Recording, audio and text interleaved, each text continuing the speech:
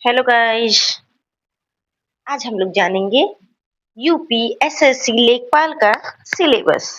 Okay, कुछ technical issues की वजह से मैं लाइव आने वाली थी, बट कुछ टेक्निकल इश्यूज हो गए थे जिसकी वजह से मैं लाइव नहीं आ पाई। तो हम पढ़ेंगे आज यूपी एसएससी लेखपाल सिलेबस के बारे में। तो क्या है इसमें सिलेबस? सबसे पहले देखिए, यूपी एसएससी लेखपाल आप बन सकते हैं।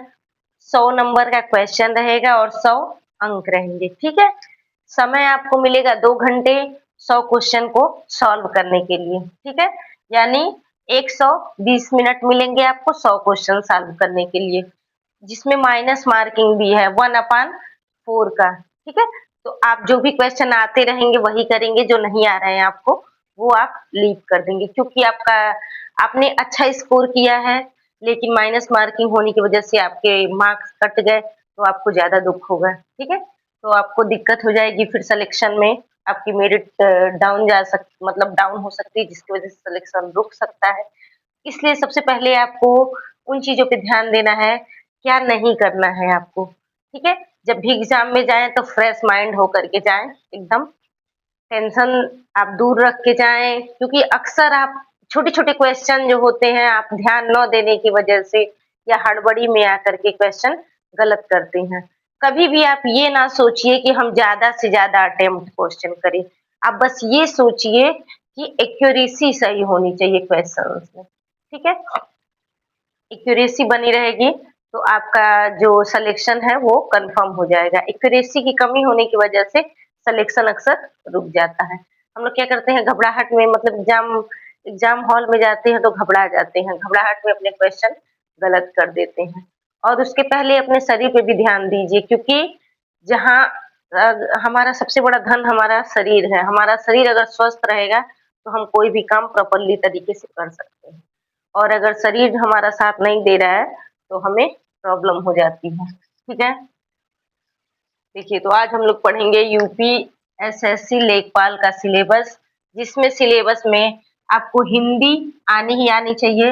हिंदी के क्वेश्चन आने चाहिए आपको, और हिंदी आपको सिलेक्शन भी दिला सकता है, क्योंकि आपको ये इसको सॉल्व करने में अगर आपको आता है तो सबसे कम टाइम लगेगा आपको सॉल्व करने में इसको। ठीक है, उसके बाद गणित है, चूंकि ये टाइम टेकर होता है और आप किसी क्वेश्चन में फंस गए तो आप उस पर टाइम वेस्ट ना करिए, उस क्वेश्चन को लीव करके आगे बढ़ जाइए। ठीक है, और कभी भी क्वेश्चन आप किसी भी क्वेश्चन में अगर आप चाहे हिंदी का हो या किसी भी सब्जेक्ट का हो, अगर आप उसमें फंस जाते हैं, जैसे लगता है कि मुझे आ रहा है लेकिन मुझे समझ में नहीं आया, तो उसको तुरंत लीव कर दीजिए, क्योंकि वो आपका बहुत ज्यादा टाइम ले लेता है। ठीक है, एग्जाम में सबसे इम्पोर्टेंट चीज होती है टाइम का महत्व। तो टाइम का यूज देखिए और टाइम के हिसाब से चलिए, जो नहीं आ रहा है उसको छोड़ते जाइए, पहले जो आ रहा है उसको अटेम्प्ट करिए। नहीं तो क्या होता है कि जो नहीं आता है वो भी हमारा छूट जाता है, और जो हमें आता रहता है वो भी छूट जाता है। तो जो आ रहा है उसको पहले अटेम्प्ट करके सर्कल करिए, गोला बनाइए, उसके बाद अपना जो नहीं आ रहा है उस पे ध्यान दीजिए। ठीक है, चूंकि माइनस मार्किंग है इसलिए सोच समझ करके आंसर करिए। ठीक है, फिर सामान्य ज्ञान के अंतर्गत कौन कौन से भाग आएंगे वो अभी मैं आपको बताऊंगी। तो सामान्य ज्ञान आपको आना चाहिए, जिसमें आपको करंट अफेयर भी पढ़ना है। ठीक है, तो करंट अफेयर्स पे ज्यादा ध्यान दीजिए। एक कोई बुक ले लीजिए जिसके थ्रू आप उसको करंट अफेयर को पढ़िए। ठीक है, उसके बाद है डाटा इंटरप्रिटेशन।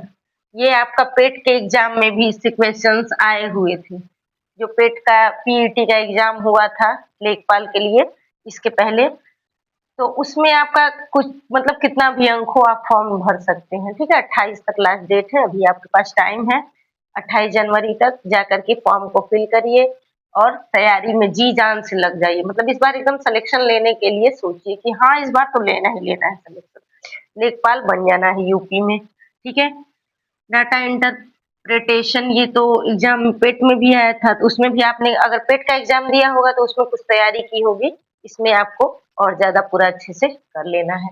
फिर उसके बाद है ग्राम समाज और विकास। ग्राम समाज और विकास के बारे में आप जानेंगे। ठीक है, पढ़ेंगे, फिर यूपी स्पेशल पढ़ेंगे।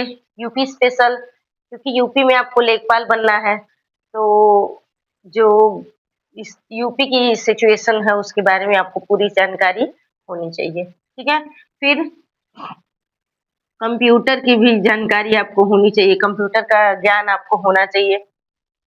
तो आपके सिलेबस में 7 भाग है, सातों के जो डीपली है, उसके बारे में मैं आपको बता देती हूँ, ठीक है?